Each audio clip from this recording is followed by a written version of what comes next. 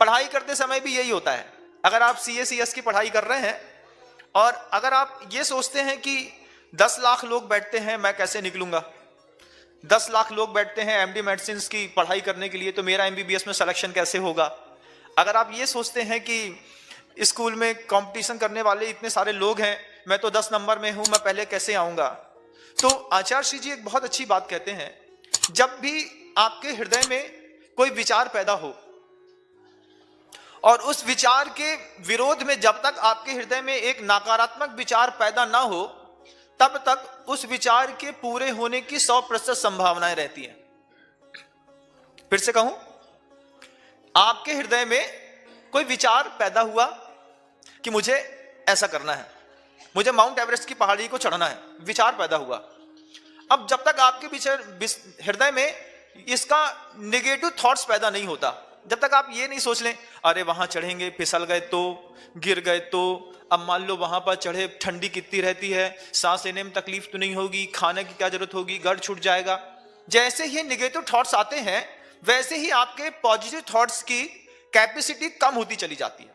चाहे आप 4th class में पढ़ते हो, आप 6th में पढ़ते हो, चाहे आप व्यवसाय करते हो, चाहे आप घर चलाते हो, चाहे आप साधना करते हो, चाहे आप आचार्य हो, चाहे अरिहंत हो, जहां भी नकारात्मक विचारों ने आपके जीवन में प्रवेश किया और आप असफल होना शुरू हुए, और यही नकारात्मक विचार जब तक दिमाग में नहीं आते, अरे नहीं हम सब कर लेंगे, तुमने इसके माइनस पॉइंट्स के बारे में सोचा नहीं, हमने माइनस पॉइंट्स के बारे में ना देखा ना सोचा, मात्र हमने पॉजिटिव पॉइंट सोचा, अपना लक्ष्य। महाभारत के उस प्रसंग से अपने को भी प्रेरणा लेनी है कि जब गुरु द्रोणाचार्य ने बहुत सारे शिष्यों से एक साथ कहा कि तुम्हें पेड़ में क्या क्या दिखाई दे रहा है, तो कोई कहता है कि डाल पत्ती, कोई कह रहा है कुछ, कोई पंछी, कोई चहचहाट, दुनिया भर की बातें। लेकिन लक्ष्य भेदने वाले ने कहा कि मुझे सिर्फ अपने लक्ष्य के अलावा कुछ दिखाई ही नहीं दे रहा है। जब तक आपको आपके लक्ष्य के अलावा कुछ भी दिखाई देता रहेगा, तब तक आप कभी भी अपने लक्ष्य को प्राप्त नहीं कर पाएंगे। कोई भी कॉम्पिटिटिव एग्जाम जो बच्चे बाहर रह करके कर रहे हैं, इंदौर में, बेंगलोर में, दिल्ली में, कोटा में, रायपुर में, भिलाई में, कहीं भी रह करके आपका बच्चा कोई कॉम्पिटिटिव एग्जाम करता है, पास करता है, आपको क्या लगता है बच्चा क्यों पास नहीं होता? इसका सबसे बड़ा कारण बताता हूं। कोई भी बच्चे CA/CS करने वाले, IAS करने वाले, IPS करने वाले, IRS में जाने वाले, सिम्बायोसिस में जाने वाले, ME करने वाले, BTech करने वाले, ये अपने कंपटीशन में पास क्यों नहीं होते हैं पहली बार में? इसका सबसे बड़ा कारण एक तो नेगेटिव थॉट्स है, और दूसरा उन्होंने अपने कंपटीशन का बैकअप तैयार करके रखा है। हर पढ़ने वाला स्टूडेंट जब आपके घर से निकल करके कहीं भी कोचिंग एलिन ज्वाइन करता हो, चाहे वो बाजीराव ज्वाइन करता हो, चाहे कहीं भी ज्वाइन करता हो, नाहटा जाता हो, चाहे कहीं भी पढ़ता हो, उसके दिमाग में जब तक ये बैकअप रहेगा कि अगर मेरा IPS में सिलेक्शन नहीं हुआ तो मैं अपने पापा का बिजनेस संभाल लूंगा। जब तक आपके पीछे आपके दिमाग में आपका बैकअप है, तब तक आप कोई भी कॉम्पिटिटिव एग्जाम फाइट नहीं कर सकते। और अगर आपके दिमाग में बैकअप नहीं है, अगर मुझे करना ही है, अगर मैं नहीं कर पाया तो मेरे पास कुछ है ही नहीं है, तो सर्विस क्लास वालों में देखिएगा आप रहे करके कि अगर पिता सर्विस क्लास में रहते हैं तो बच्चे की सर्विस 100% लग जाती है, क्योंकि बच्चे को पता है कि मेरा अगर सर्विस नहीं लग रही है तो इसके अलावा मेरा कोई बैकअप नहीं है। और जो बिजनेस सेक्टर से बच्चे पढ़ाई के लिए जाते हैं और अर्थकारी विद्या पढ़ते हैं, प्रोफेशनल एजुकेशन जो लेने के लिए बड़े बड़े हायर इंस्टीट्यूट में, IIT में जाते हैं, किसी भी बच्चे के दिमाग में जब तक बैकअप रहेगा कि अगर मैं CA में पास नहीं हुआ तो पापा की दुकान चला लूंगा, अगर मेरा MD MBBS में सिलेक्शन नहीं हुआ तो मैं BDS कर लूंगा, अगर मेरा BDS में सिलेक्शन नहीं हुआ तो मैं DMLT के कोर्स करके पैथोलॉजी की दुकान खोल लूंगा, अगर मेरा वकालत में सिलेक्शन नहीं हुआ तो मैं अपना चेंज कोर्स करके कॉमर्स को पकड़ के कहीं और चला जाऊंगा। आपने जब आप घर से निकले हैं तो अपना बैकअप साथ में लेकर के निकले हैं, और जो आदमी अपना बैकअप साथ में लेकर के निकलता है उसको अप नहीं होता, मात्र बैक होता है। और लाइफ में इसलिए बार बार बैक लगता है, पेपर क्लियर नहीं हो पाते हैं। CA के लास्ट पेपर में देखना कई बार ऐसा होता है कि बच्चा एक पेपर से रुक जाता है, और जैसे ही वो एक पेपर से 4-6 बार रुक जाता है तो फिर वो अपना बैकअप एक्सक्यूज चूज करता है कि मैं ऐसा नहीं करता हूं, मैं ऐसा कर लेता हूं। उसने दिमाग में आपका बैकअप आपको आगे नहीं होने देता, और आचार्य श्री जी कभी भी अपना बैकअप नहीं रखते साथ में। आप तो अपने मोबाइल का भी बैटरी बैकअप रखते होंगे ना, उनका कोई बैकअप नहीं है लाइफ का। गुरुदेव इस कृतिकार मूक माटी के रचनाकार जब भी कोई काम करते हैं तो एक्सक्यूज कभी नहीं सोचते। महापुरुषों की खासियत रहती है, वो ये नहीं सोचते कि अगर ये नहीं कर पाए तो ये करेंगे। आचार्य श्री जी क्या सोचते हैं, पहले मैं ये करूंगा, उसके बाद मुझे जो करना है मैं वो करूंगा। अगर आप ऐसा सोच बैठे कि मुझे पहले अपना धंधा करना ही है, मुझे अपना बिजनेस करना ही है, मुझे मंदिर जाना ही है, मुझे पूजा करना ही है, पहले मैं अभिषेक करूंगा, बाद में दुनिया के सारे काम करूंगा, पहले मैं सीए की पढ़ाई करूंगा, बाद में मैं दुनिया के सारे काम करूंगा। लेकिन आप क्या करते हैं, अपना एक्सक्यूज ढूंढ लेते हैं और आपकी लाइफ डिस्टर्ब हो जाती है। ये एनर्जी इनबैलेंस करने का सबसे बड़ा कारण है आपकी माइंड का बैकअप। और आचार्य श्री जी यहां कृतिकार मूक माटी के रचनाकार क्या कहते हैं, इसलिए सुनो, आयास से डरना नहीं, प्रयास करने से कभी अपने आप को छोड़ मत देना, और आलस से करना नहीं, और आलस भी मत करना। प्रकृति बदल रही है, ठंडी आ गई है, तब 10 बजे उठेंगे, 11 बजे उठेंगे। तो जो भी स्टूडेंट हैं, अगर उन्होंने अपना टाइम रूटीन चेंज कर लिया कि सवेरे 4 बजे उठने वाले अब सोच रहे हैं 8 बजे उठेंगे, 8 वाला सोच रहा है 10 बजे उठेगा, और ये आलसीपन आपके दिमाग में आया और आपके एग्जाम के प्रत्येक सेकंड के 1 नंबर कम हो गए।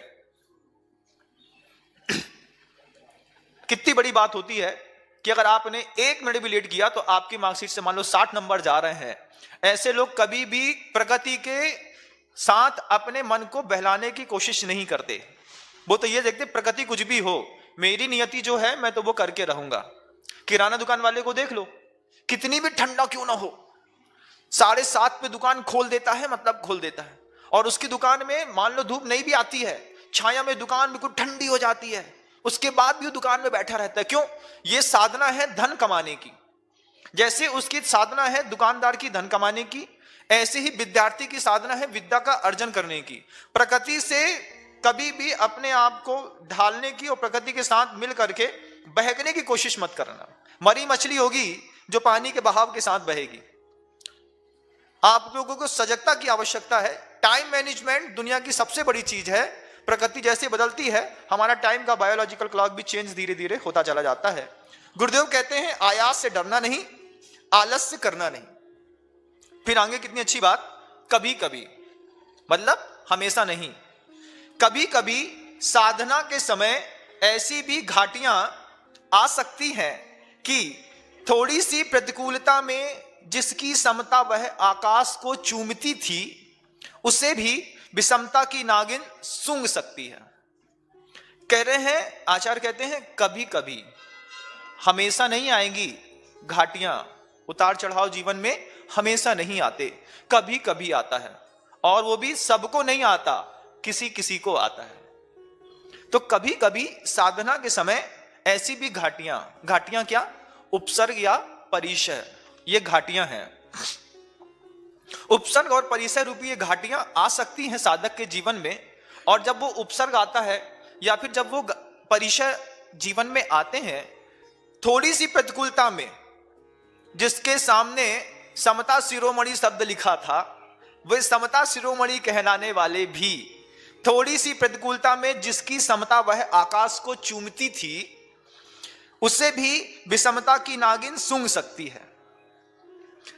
जब तक प्रतिकूल वातावरण नहीं है तभी तक हम अच्छे हैं, तभी तक हमारा स्वभाव अच्छा है, तभी तक हमारा व्यवहार अच्छा है, तभी तक हमारा संसार अच्छा है। और जैसे ही थोड़ा सा प्रतिकूल वातावरण बनता है तो पहले यह समझना होगा कि प्रतिकूल वातावरण के कारण हमारी समता खो जाती है कि प्रतिकूल मन स्थिति के कारण हमारी समता खो जाती है। वातावरण तो अभी भी बहुत ज्यादा प्रतिकूल है। मान लीजिए आपको भूख लगी है, खाना नहीं मिल रहा है, कुछ भी नहीं मिल रहा है, प्रतिकूल वातावरण है। अब प्रतिकूल वातावरण के कारण आपको दुख है? नहीं, आपकी उस मन स्थिति के कारण कभी भी पौद्गलिक कोई भी द्रव्य दुख का कारण नहीं बनता। पौद्गलिक द्रव्यों के कारण अंतर्मन में उत्पन्न हुए विचार, वह मनस्थितियां ही आदमी के जीवन में प्रतिकूलता पैदा करती हैं। इसी को आचार्य श्री जी कहते हैं कि अपने ही वातावरण में, अपने ही मन में अपना ही नरक पैदा करके ऐसा कौन सा जीव है जो अपने मन का नरक नहीं भोगता? परिस्थितियां ऐसी है ही नहीं, लेकिन आपने अपने मन के अंदर ऐसी परिस्थितियां विचारों में निर्मित कर ली हैं, और उस मन के नरक से तुम कितने त्रस्त हो। बगल वाले को तो पता भी नहीं है कि आपके मन के अंदर किसी प्रकार का संक्लेश है, कसाय है, ईर्ष्या है, द्वेष है। बगल वाले को तो पता भी नहीं है, और तुम क्या सोचते हो सब पता है, उसके बाद भी बन रहा है, उसको पता ही नहीं है। तो ये जो मनस्थिति आपने खराब करी है अपनी, जिसके कारण आपको लग रहा है, आप अपने आप को छोटा समझते हैं, आप अपने आप को बच्चा समझते हैं, आप अपने आप को गधा समझते हैं, जिसके कारण आप अपने आप को मजदूर समझते हैं, मजबूर समझते हैं, ये सब आपकी स्वयं की मानसिकता है। बगल वाले ने नहीं कहा कि तुम मजदूर हो, बगल वाले ने नहीं कहा तुम मजबूर हो, बगल वाले ने यह भी नहीं कहा कि तुम्हारे अंदर यह कमी है। तुमने अपने मन में एक ऐसा नरक बना लिया है, और तुम उस मन के नरक से कभी बाहर नहीं निकल पा रहे। तुम्हारी खुद की धारणाएं संसार में रहते हुए भी तुम्हें संसार के सुख को दिखाने के लिए कार्यकारी नहीं बन पा रही। यहां पर कितने भी बड़े समता शिरोमणि क्यों ना हो, बड़े बड़े साधक मुनि महाराज भी क्यों ना हो, प्रतिकूलताएं आती हैं तो उनका मन भी डामाडोल हो जाता है। आचार्य कहते हैं आ सकती हैं, कैसी? थोड़ी सी प्रतिकूलता में जिसकी समता वह आकाश को चूमती थी, उसे भी विषमता की नागिन। विषमता क्या है? समता का उल्टा क्या है? समता क्या है? राग द्वेष से अपने आप को बचा करके मध्यस्थ बनाए रखना, यह है समता। तो विषमता क्या है? कि जिसकी थोड़ी सी प्रतिकूलता में जिसकी समता वह आकाश को चूमती थी, उसे भी राग द्वेष की नागिन सूंघ सकती है। विषमता सूंघ सकती, विषमता मतलब राग द्वेष, राग द्वेष की नागिन सूंघ सकती है, और वह राही गुमराह हो सकता है। थोड़ा सा भी नो कर्म ऐसा मिल जाए और आप गुमराह भी हो सकते हैं, अपनी राह को छोड़ भी सकते हैं। उसके मुख से फिर गम की आह निकल सकती है। ऐसी स्थिति में बोधि की चिड़िया वह, बोधि मतलब सम्यक ज्ञान, बोधि की चिड़िया वह फुर्र करके क्यों न जाएगी। क्रोध की बुढ़िया वह गुर्र करके क्यों ना जागेगी। साधना स्खलित जीवन में अनर्थ के सिवा और क्या घटेगा। तुमने अपनी साधना छोड़ दी। साधना स्खलित मतलब साधना से गिर जाना, फिसल जाना। साधना से फिसले जीवन में अनर्थ के अलावा और क्या घटेगा। तुम कंपटीशन में बराबर लगे थे, दौड़ते दौड़ते तुम दौड़ में खड़े हो गए। क्यों? मुझसे नहीं हो पाएगा। साधना स्खलित जीवन में अनर्थ के अलावा और क्या घटेगा। एक अपने जीवन में उत्थान करने का सबसे बड़ा सूत्र सीखो। जितने भी पढ़ने वाले बच्चे हैं, ये भी अपने उत्थान का एक सूत्र सीखें। व्यवसाय करने वाले लोग हैं, ये भी अपने उत्थान का एक ही सूत्र सीखें। साधना करने वाले लोग हैं, उनके लिए भी यही सूत्र है जो बता रहा हूं। किसी भी व्यवसाय केंद्र को चलाते हो, इंडस्ट्री चलाते हो, CACS का एग्जाम देने के लिए साधना कर रहे हो, कोई मोक्ष जाने के लिए भी साधना कर रहा है, उसके लिए आचार्य श्री जी कई बार कहते हैं 1111 का रूल लगाना चाहिए। 1111 के रूल चलते हैं लाइफस्टाइल में। ये 1111 का रूल क्या है? आपने पढ़ाई शुरू की, आपने अपना बिजनेस शुरू किया नया, आपने साधना शुरू करी नई। अब 1111 दिन तक ये मत सोचो कि इस साधना से, इस व्यवसाय से, इस पढ़ाई से मुझे कुछ मिलेगा। लाइफ में ये रूल लगा के देखना बंधुओं, बहुत इतना शानदार रूल है कि जिंदगी बदल देगा। 1111 का रूल कहलाता है। 1111 का रूल क्या है कि 1111 दिन तक मतलब 3 साल तक बिजनेस से ये मत सोचो कभी कुछ मुनाफा होगा। कारखाना डाला, 3 साल तक ये मत सोचो इससे पैसा निकलेगा। साधना करी, मुनि बना, आर्य बना, 3 साल तक मत सोचो कि मेरी साधना की प्रकर्षता और प्रखरता मुझे खुद दिखाई देगी। CACS कर रहा है, 3 साल तक कुछ मत सोचो कि इसका रिजल्ट अच्छा आएगा। सिर्फ पढ़ो, सिर्फ करो। 1111 का रूल लगाओ मात्र, और 1111 दिन तक किसी भी पुरुषार्थ में पलटो मत, किसी भी पुरुषार्थ करने में अपने आप में उससे किसी चीज की अपेक्षा मत रखो। 1112वां दिन आएगा और जिंदगी भर के लिए वो तुम्हारी साधना तुम्हें धन धान्य से भरने लगेगी। लेकिन हमारी आदत कैसी है? हमारी आदत व्हाट्सएप की लाइव जैसी हो गई है। आप मोबाइल खोल लो, एक चीज ऑन कर लो, एक चीज ऑन करते हो, 3 मिनट सुनते हो और 3 मिनट सुने, अरे यार इसमें कोई दम नहीं है, दूसरा लगा दिया। उसको भी तुमने 4 मिनट सुना, इसमें भी मजा नहीं आ रहा, नीचे वाला ऐड बहुत अच्छा दिख रहा है, इसको चालू कर दिया। ऐसा करते करते जिंदगी के कितने 1.5 घंटे, 2 घंटे, 2.5 घंटे रात के, दिन के, दोपहर के बर्बाद करते हो। 2 घंटे एक प्रवचन सुना होता तो 2 लाइन की बातें जिंदगी बदल देती। लेकिन 3-3 मिनट दुनिया भर के हर काम किए, हर चीज में मास्टर बनने की कोशिश करी और अंत में गधा बन करके बाहर निकले। क्या हुआ? दुनिया से हमारे यहां से 2 घंटे का टाइम कल भी चला गया था, 2 घंटे का टाइम आज भी चला गया और 2 घंटे का टाइम कल भी चला जाएगा। आज सुन रहे हो, अभी भी यही करोगे, 2 घंटे बाद भी 2 घंटे का टाइम चला जाएगा। समय की कीमत नहीं पता, साधना की कीमत नहीं पता कि आचार्य ने कहा 11-11 का रूल, 1111 दिन तक पढ़ाई के अलावा कुछ नहीं, 1111 दिन तक बिजनेस के अलावा कुछ नहीं, 1111 दिन तक साधना के अलावा कुछ नहीं। समय तो दो, समय नहीं देंगे। हर 5 मिनट में अंगूठे के जैसे दिमाग की मानसिकता और विचार बदलेंगे। 3 महीने किराने की दुकान खोली, इसमें मुनाफा नहीं हो रहा, कपड़ा की खोल लेते हैं, कपड़ा की खोल लो। कपड़ा की 4 महीने खोली, सीजन नहीं चला, समझ में नहीं आ रहा, एक रिडक्शन सेल लगा देते हैं, पूरे कपड़े की दुकान बेच डाली, पूरी की पूरी किराने की दुकान बेच डाली। अब क्या करें यार? जोशी को दिखाया था, वो कहता था कि लोहे का धंधा अच्छा रहता, लोहा का करके देखते हैं। अगले 3 महीने बाद लोहे का धंधा डाल दिया। फिर लोहा का, जैसे तुमने लोहा खरीदा, लोहा 50 रुपए था, तुम्हारे खरीदने के बाद 42 रुपए हो गया। फिर माथा कूटा, फिर महाराज के पास गए, महाराज कुछ उपाय बताओ। अब महाराज क्या उपाय बताएं भाई? महाराज ने तो एक ही चीज कहा, पिताजी कहते थे बनिया की बैक में पारस होता है, बस अपनी दुकान में बैठा रहे। वो शब्द मैं कहने नहीं चाहता, अच्छा नहीं लगता है। बता, दुकानदार अपनी दुकान में सिर्फ बैठा रहे, दुकान अपने आप चलती है। लेकिन हमारी क्या आदत है कि हम दुकान खोलते हैं और दुकान में ग्राहक ही नहीं रहता, तो हम पड़ोसी की दुकान में जाकर के खड़े हो जाते हैं, बात करने लगते हैं, क्यों भाई क्या चल रहा है। अगर दिमाग भी नहीं चल रहा है बच्चों का, तो वो बच्चे भी यही करते हैं कि बुक्स को बंद कर देते हैं और दूसरी किताबें, दूसरा एंड्रॉइड खोल लेते हैं।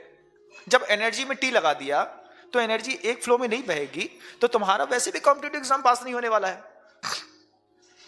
सबसे पहले स्थिरता ले आओ कि मुझे एक काम एक तरीके से करना है, और ये स्थिरता नहीं है, इसी का नाम स्खलन है। और आचार्य यहां पर कहते हैं साधना स्खलित जीवन में अनर्थ के सिवा और क्या घटेगा। तुमने साधना की ही नहीं, 1111 दिन की भी साधना कर लेते तो कहीं भी बैठ जाते, वहीं से पैसा निकलना शुरू हो जाता, वहीं से साधना का रंग दिखना शुरू हो जाता, वहीं से पढ़ाई में तुम ऊपर उठना शुरू हो जाते। लेकिन हमको हर 5 मिनट में मन के कारण अपने आप को बदलने की जो आदत पड़ गई है, सिर्फ हमारे विकास को रोकने का यह सबसे बड़ा कारण बन गया।